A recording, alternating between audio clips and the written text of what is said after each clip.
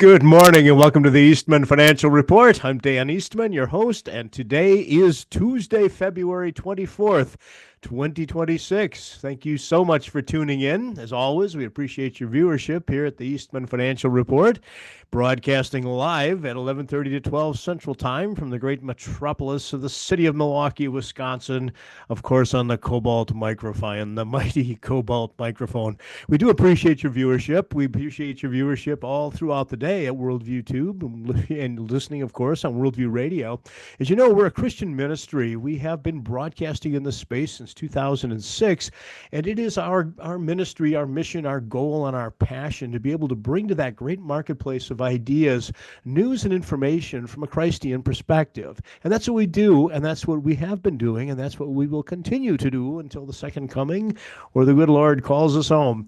And if you'd like to help us in that ministry, you can do that. You can go to worldviewfoundation.com and make a donation, and donations are always very much appreciated. The address is right here on the bottom of the screen, www.foundation.com or worldviewfoundation.com, or you can use the handy QR code, and it'll take your smartphone right to that website, and you can make a donation. But your donations help us keep this ministry strong. As you know, we don't charge a paywall, and we don't charge a subscription fee. We are broadcasting the good news of the gospel through our mission and our ministry of news and information. We do that during the week at no charge, and we want to continue to be able to offer this content free of charge to the world, just like back 2,000 years ago. Stop and think, when the apostles were going about the Middle East spreading the gospel message, that wasn't a form of entertainment or some sort of the circus coming to town. That was a gift freely given. It was important back then, and it's very much important today, 2,000 years later. And this message will be important throughout our existence until the second coming. So it's an important ministry that we do here at Worldview Tube and Worldview Radio. So if you'd like to help us, please contribute. You can go to, like I said, www.foundation.com or Worldview Foundation, make a one-time donation, or you can sign up for monthly donations. That has the economic benefit of flattening our revenue curve a bit so that we can better match cost to revenue and keep our bottom line positive and continue to broadcast free of charge. Also, you can do business with the vendors you see advertising throughout the day on our network. As you know, we're not a commercial station in the sense that we sell blocks of advertising time. We don't do that.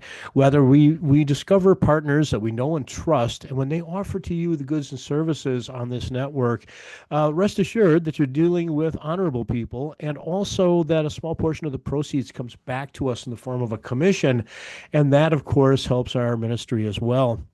There's a third way that you can help not only this ministry, but you can help yourself and possibly friends and loved ones. We've come up with a product called worldviewtube.com/vault. If you go to worldviewtube.com/vault, it takes you to a product, and there's a paywall here. This is a subscription, but it's a beautiful tool that we've put together. As you know, Brandon House has been in this ministry a long time. He's written 15 books, and he's had conferences and events and seminars around the country.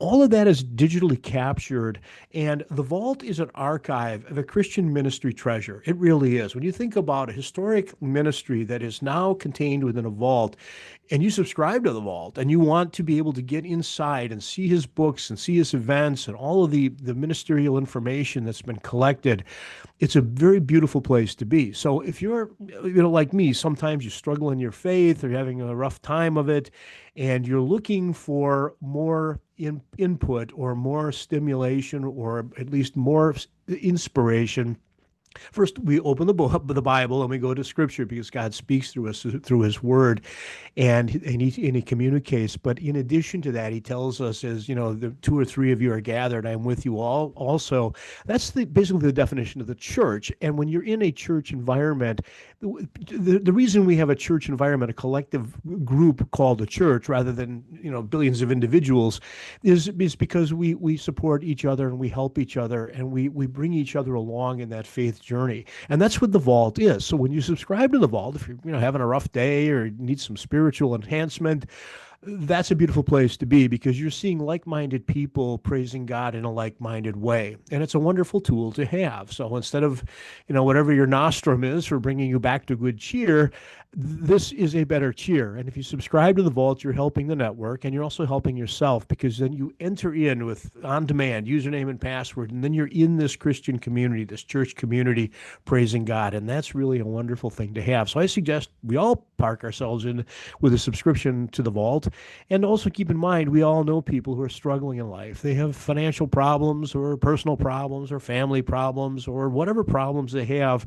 What do you do or give to those people to help them out? Well, you could take them out for coffee or you could give them advice, of course. But wouldn't it be wonderful to give them a subscription to the Vault so when they're struggling at 3 o'clock in the morning, they can go into the Vault and they can find the same comfort that we have as well. So that's a beautiful thing to do. And it really helps not only preserve but prosper this ministry, and it's a great thing. So that's how you help us out. You can make a donation, always accepted and always appreciated. And you can do business with the vendors you see advertising, and that again benefits the network. And then, of course, you can subscribe to the Vault, which benefits the network, but it also benefits you and the people you love. So that's how you can help us out. Well, let's move into the news today, the financial news, of course. And as you know, we're awaiting sort of on the early end of the curve for the Federal Reserve Open Market Committee to go back into its conclave and debate the economic conditions of the day to see whether once again the interest rates will go up or the interest rates will go down. But if you think about that, and I talked about this yesterday, but one of the things about the Vault is if you subscribe to the Vault, you can go into the Eastman Financial Report reruns, which are one of the treasures in the Vault. And if you do that, you can go back over the 3 years of this, my personal ministry here. I don't get paid to do this. This is my personal ministry, the way I give back. But collected within the Vault is 3 years of this. And you can go back into my words for the last 3 years, and you'll see some very interesting things. One of which is not only do I talk about constantly the national debt and the national deficit, but also I talk about other aspects of the economy. And when you look and see how things have progressed, what you realize is we were looking at the Federal Reserve Open Market Committee cutting interest rates 3 years ago, and they've been cutting and cutting and cutting and cutting. And when you look at the economic statistics and data of today, you don't really see a whole lot that's changed. So the question that I've asked in the past, and of course this is what you can do, you can research 3 years of Eastman Financial Report materials to find this. But one of the points that I've made over time is that in 1913, when the Federal Reserve System was created, and there's a long story about that and the secret Jekyll Island meetings and all that great tinfoil hat stuff we all love. But the point is, when they created the Federal Reserve System in 1913, the world was a very, very, very, very different place. And no rational thinking person could have ever imagined that the national debt of the United States of America could be larger than the gross domestic product. They could not have imagined 38.5, now 38.7. I have to train myself to say 38.7 now. They could not imagine that size of a debt. They could not have imagined a $2.5 trillion annual deficit, as far as the eye can see, where the congressional, where the Congress of the United States, who creates, of course, not only the budget but the taxes to support it, have simply not been able to deliver anything approaching a reasonable and prudent financing of federal goods and services. So they run deficit after deficit after deficit because there's nobody that will call them out or call them in or reel them in, and there have been no consequences because we can just keep piling up debt until it touches the surface of Mars, apparently, with nothing but rosy sun shining and birds singing and a glorious path ahead. And of course, we all know as prudent people that's not the way this is going to end, but this is what we live in. So the question is, if the Federal Reserve was created in 1913, with this ability to manipulate the monetary policy, we call it monetary policy, although it's manipulation of the economy. The question becomes: are the tools still valid? Do they still work? And of course, the answer is less and less and less. As the national debt increases and the national deficits are never going down, How does the Federal Reserve use its monetary policy, which is to put money into the economy or pull money out of the economy to speed things up or slow things down? That tool just doesn't work as well as it used to, if it works at all. Now, it does work to some extent because we don't see wild swings in the federal debt, like a 10-year bond, a 30-year bond. We're not seeing wild swings on an hourly basis, which is, by the way, what would happen if the Federal Reserve were to disappear. Somebody would snap the finger or wave the magic wand, and the Federal Reserve tomorrow morning is gone. It just doesn't exist. And all that's left is the money that exists at the level that existed when the fingers were snapped. What you would realize is that the debt markets, the federal debt markets globally, would start to become very volatile.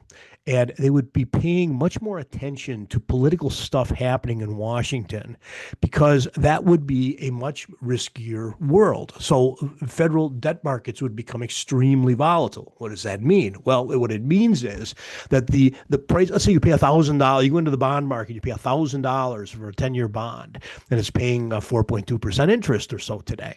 Well, it might be worth $800 tomorrow. It could be worth $1,200 tomorrow, or both, because the volatility increases, the delta, the price change in the bond value. Now, mind you, the nominal face value of the bond is $1,000 from the day it's issued until the day it matures. $1,000. You give the government $1,000, you get $1,000 back with interest.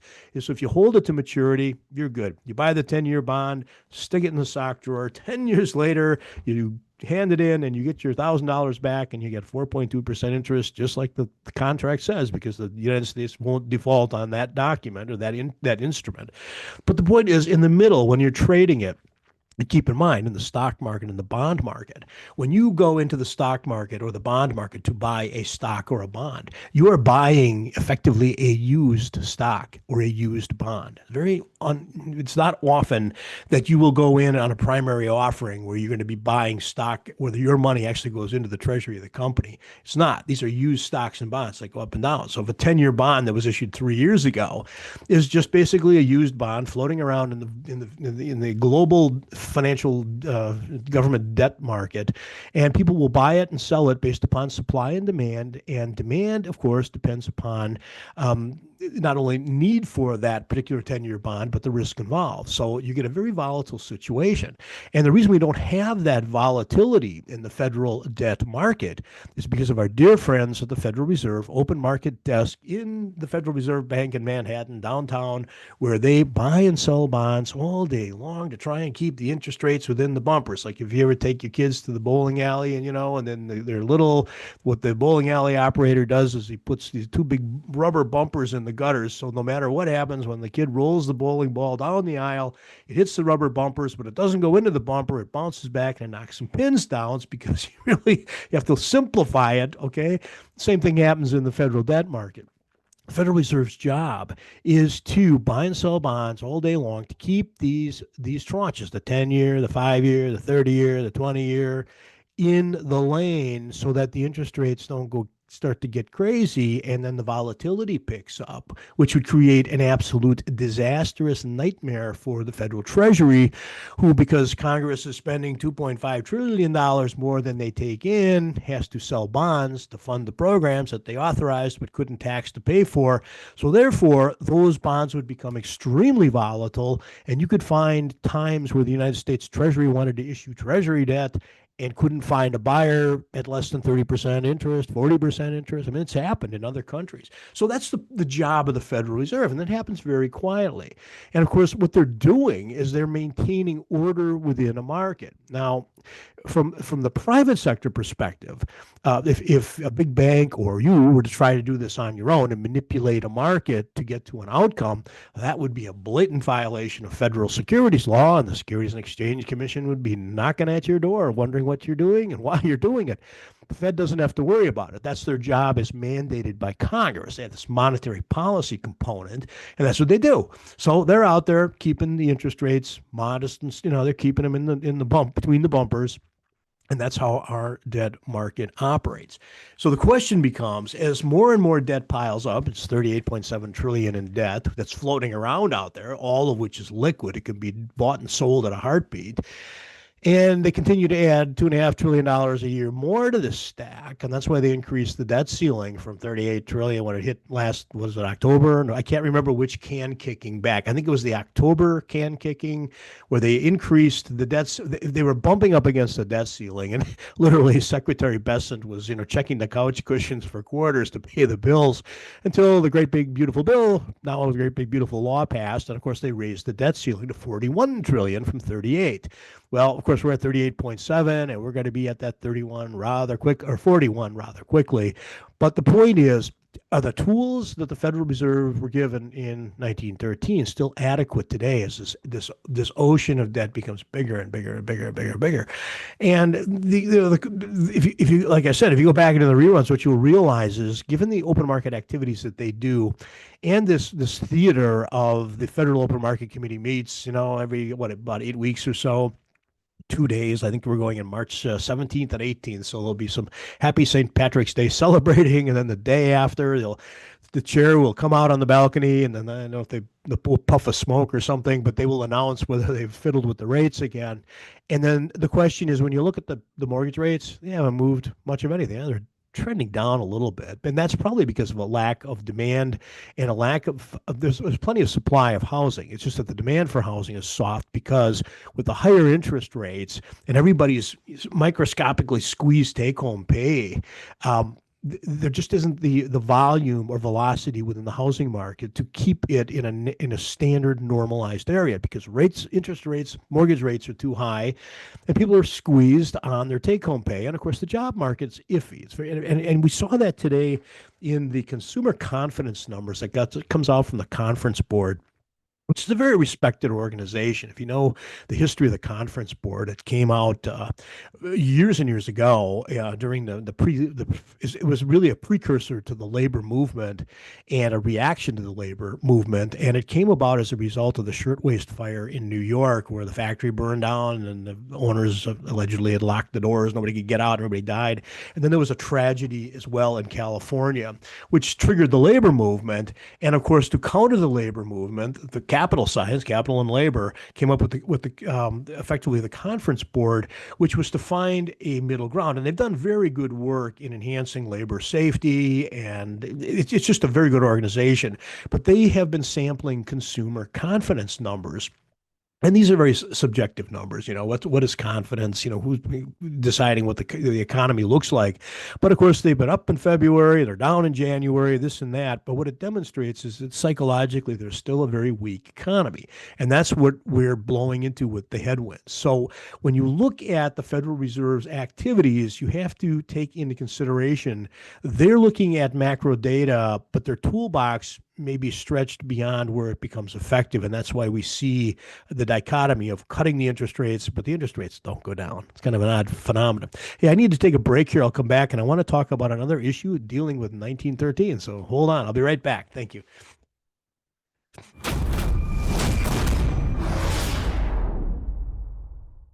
Hello, I'm Brandon House. Would you like to gain access to over 20 years of my radio shows, TV shows, my books? I've written 15 books, and most of those books are ebooks now. And we have conference DVDs, conferences where we filmed our conferences at the Ozarks, literally starting 20 years ago. It's all available in our archived vault. All you have to do is go to worldviewtube.com/vault, worldviewtube.com/vault, and for a reasonable monthly fee, you gain access to over 20 years of Christian worldview programming, news, information, books, documentaries, and a powerful search engine. And folks, it's a great way not only to educate yourself, equip yourself, but it's a big way that you can help fund our continuation as a broadcast network. Please check it out. worldviewtube.com/vault, worldviewtube.com/vault, and help us continue pushing out a Christian worldview. Okay, so I'm back. So we were talking about 1913, which is sort of a long time ago, if you think about that.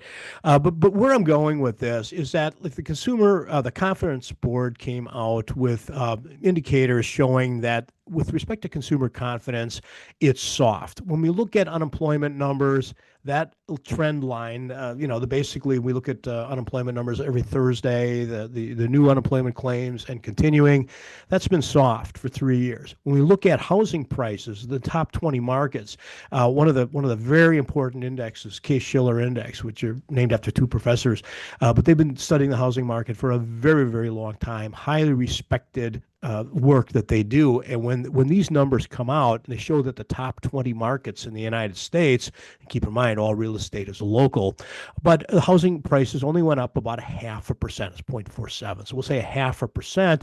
So in the last month, so year over year, housing prices have only squeaked up about 1.5%, which is not demonstrating some big explosion in the price of housing, but it also demonstrates that the housing that we know, the median price of housing, and I'm going to take the existing housing stock at about $436,000 is the median price. So it means there's as many more expensive as there are less expensive. And what it tells you is that the housing market is blasé. It's just not fun. It's not stimulating. It's not growing. It's just there. Now, keep in mind, there were 4 million homes sold in the United States last year, but out of 330 million people, that's 4 million is a big number.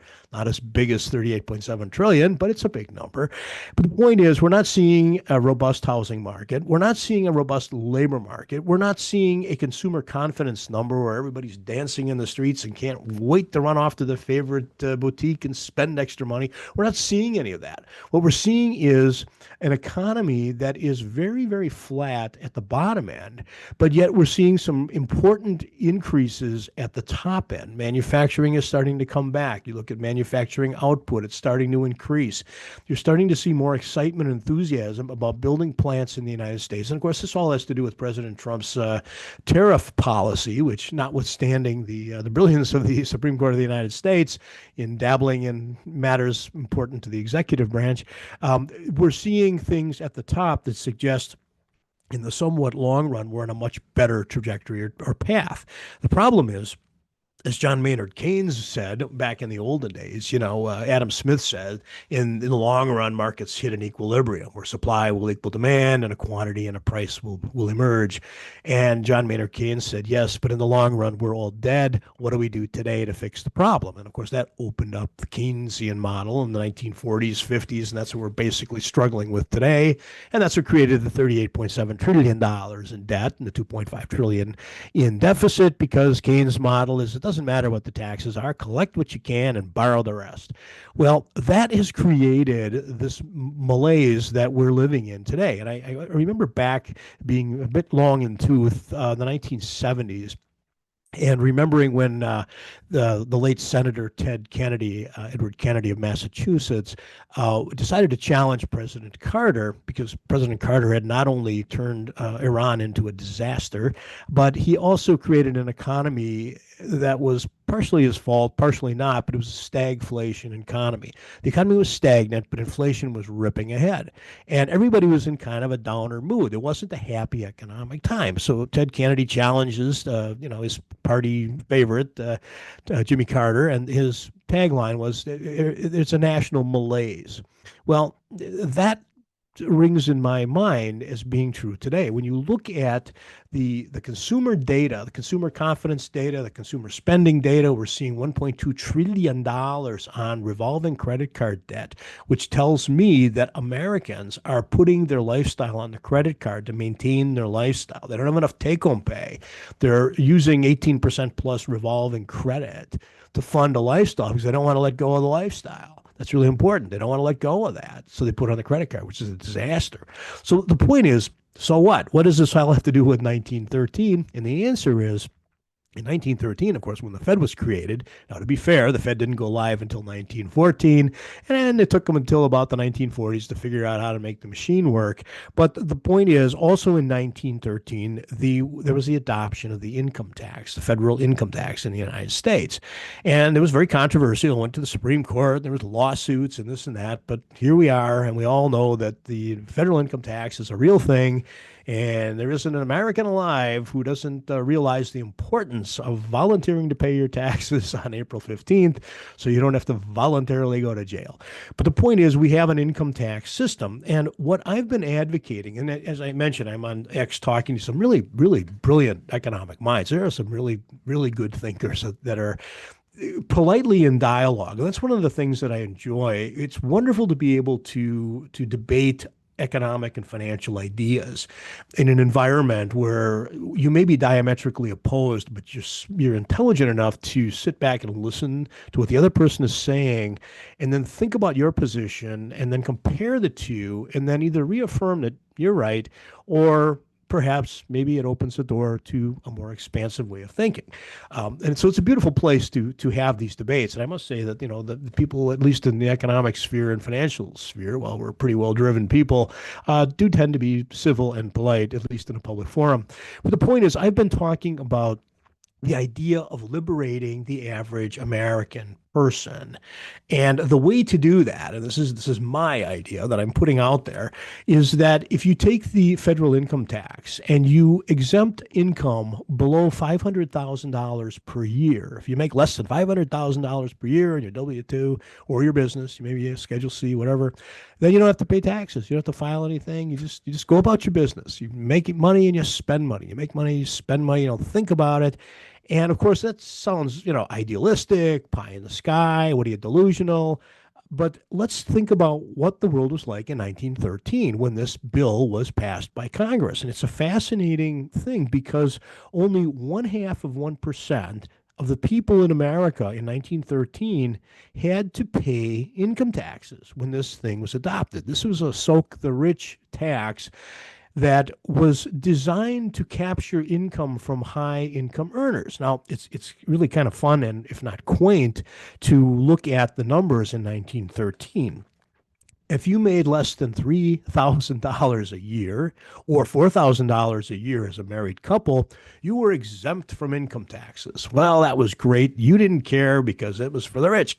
But how many people were involved in making more than $4,000 a year? And the answer is, in that year, only 358,000 tax returns were filed. And at that time, it was a 1% tax with a maximum tax of 7%, from 1% to 7% on the highest earning income. And the $4,000 per year income was at least 6 times the average wage that Americans were making. Now, think about that. I mean, you're living on $800 a year and not paying any income taxes. So what was the camel under the nose under the tent? This sort of opened the door, soak the rich, and then expand it to soak everyone. And what we're seeing today is that people of very modest means, I checked, is about $23,000 or more, then you got to file a tax return. It's not a lot of money to live on today. But the point is, it became an all-encompassing tax on the incomes of working people. And it was less than 0.5% of the people in the United States in 1913 that were actually even subject to this tax. So what it meant was every dollar you made, you got to spend it the way you wanted, and you didn't have to worry about all the withholding tax and filing federal income taxes.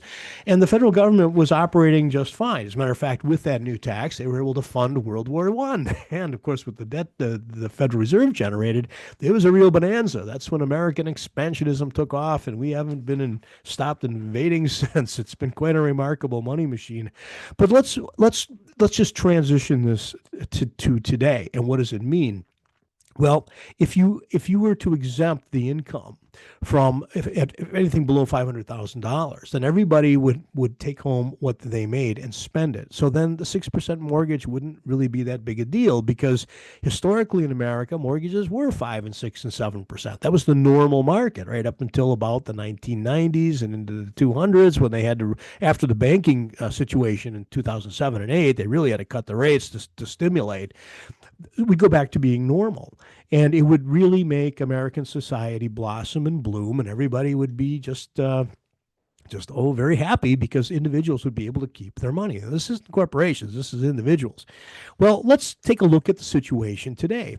If we look at how much tax revenue is collected from individual taxpayers, I always say federal revenues are $5 trillion and they spend $2.5 trillion, so there's that deficit. Well, only $2.5 trillion comes from individuals in America today. And that's the same number, 2.5 trillion, as our deficit. So when you think about it, our tax revenues are 100% of the deficit spending. And that is an unsustainable system. So in order to liberate the American public, my advice is to cut the income tax or eliminate income tax for incomes of 500,000 or below, stimulate the American people, and let the economy rise. But it'll never happen. That's just not within the minds of anyone in Washington today. Anyway, I'm out of time. I will continue this week to tell you all of the exciting financial news. Thank you so much for tuning in. As always, we appreciate your viewership. And be sure to go to Worldview Foundation and make a donation and subscribe to the Vault and do business with the vendors you see on our network, because this is how we keep our ministry strong. Have a great afternoon, and I'll talk to you tomorrow. Bye.